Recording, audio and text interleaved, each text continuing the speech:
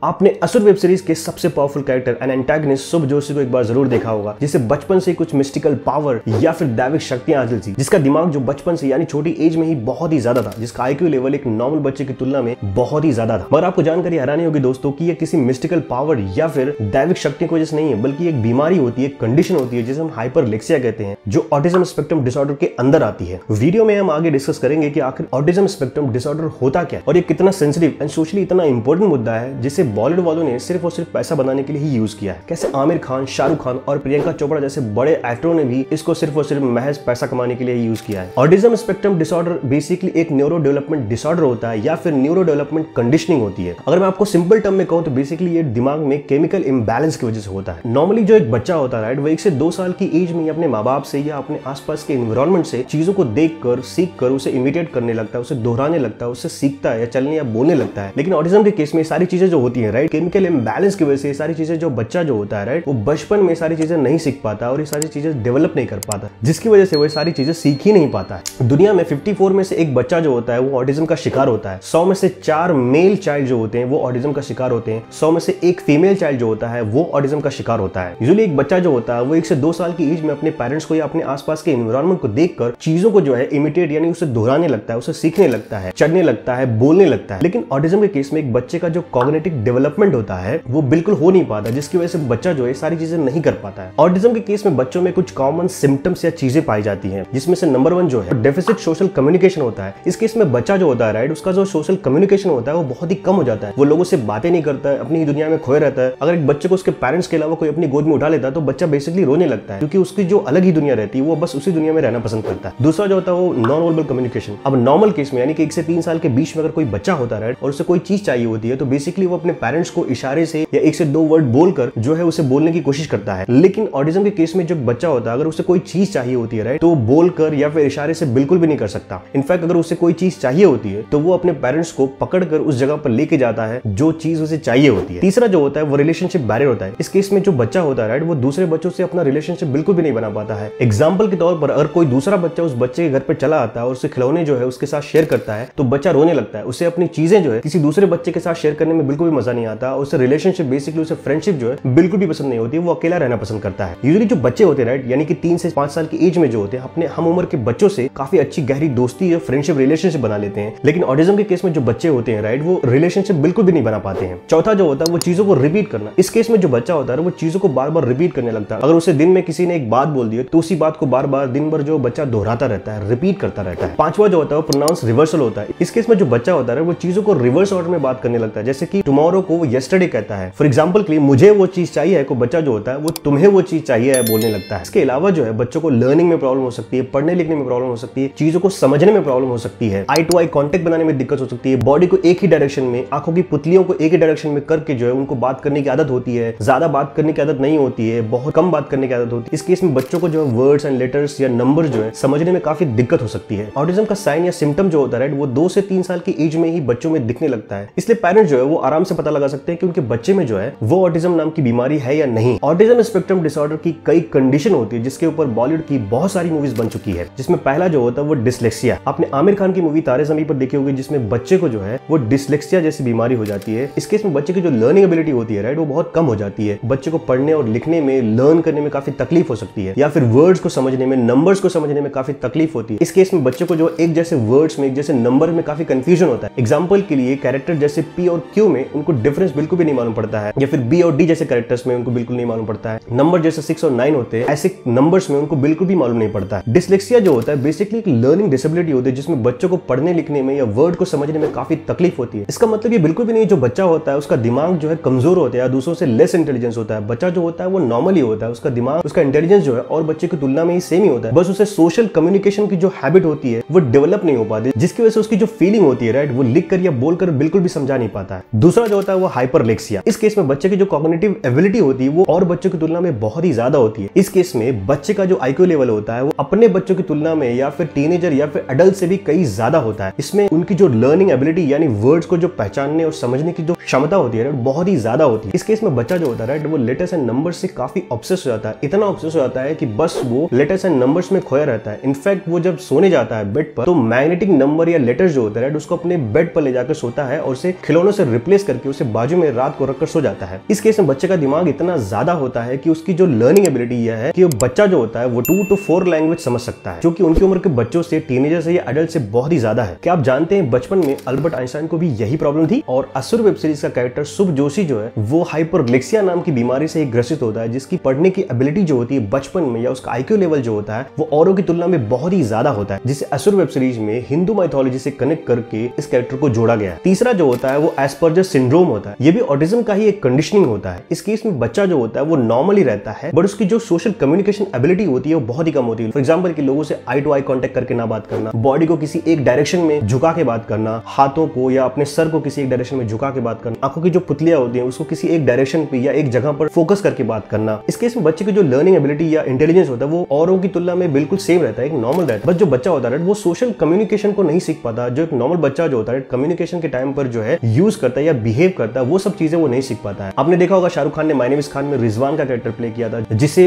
Asperger syndrome नामक बीमारी हुई रहती है। इसके अलावा भी प्रियंका चोपड़ा ने बर्फी मूवी में झिलमिल का कैरेक्टर प्ले किया है, जो ऑटिस्टिक डिसऑर्डर से ग्रसित हुई रहती है। ऑटिज्म स्पेक्ट्रम के केस में हम ये बिल्कुल भी नहीं कहते कि बच्चा जो होता है वो अबनॉर्मल होता है या उसका इंटेलिजेंस जो होता है वो कम होता है। उनका जो दिमाग होता है वो काफी नॉर्मल हो सकता है, औरों की तुलना में काफी ज्यादा हो सकता है। बस उनकी सोशल कम्युनिकेशन जो एबिलिटी होती है राइट, वो औरों की तुलना में थोड़ा कम होती है। एक बहुत ही सोशल एंड इंपॉर्टेंट मुद्दा है जिसे लोगों को, स्पेशली पेरेंट्स को जो है अवेयर करना या जागरूक करना काफी ज्यादा इंपॉर्टेंट है। अगर इनिशियली इसका प्रॉपर ट्रीटमेंट ना किया जाए तो ये बीमारी जो है पूरी जिंदगी हो सकती है। अवेयरनेस ना होने की वजह से कई लोगों को इस चीज के बारे में पता ही नहीं चलता है और वो इस चीज को इग्नोर कर देते हैं। ऑटिज्म स्पेक्ट्रम डिसऑर्डर का इलाज क्या है? अभी एग्जैक्टली कोई बीमारी नहीं जिसका ब्लड टेस्ट करके या MRI करके ठीक किया जा सके। हाँ, इसको अर्ली प्रॉपर मेडिकेशन या फिर जो है प्रॉपर थेरेपी के जरिए इसको ठीक किया जा सकता है। ये वीडियो जो है वो एक रिसर्च है जो लोगों को जागरूक या अवेयर करने के लिए बनाया गया है। तो आप किसी भी कंक्लूजन पर जाने से पहले कि किसी बच्चे को जो है ऑटिज्म स्पेक्ट्रम डिसऑर्डर है, उससे पहले जो है आप एक अच्छे डॉक्टर को कंसल्ट करें, वो आपको अच्छे तरीके से गाइड कर सकते हैं। वेल, क्या आपको पता है कि हॉलीवुड की एक बहुत ही फेमस मूवी जिसके लीड कैरेक्टर को ऑटिस्टिक डिसऑर्डर हुआ रहता है, जिसे हाल ही में आमिर खान ने रीमेक करके हिंदी में भी बनाया था। अगर आपको उस मूवी का नाम मालूम पड़ गया है तो नीचे कमेंट करके जरूर बताइएगा। वीडियो अच्छा लगा तो वीडियो को लाइक करो और नीचे कमेंट करके आप अपने थॉट को शेयर कर सकते हैं। और इस वीडियो के माध्यम से आप और लोगों को अवेयर या जागरूक करना चाहते हैं तो इस वीडियो को अपने फ्रेंड्स या दोस्तों के साथ एक बार जरूर शेयर करें। और हाँ,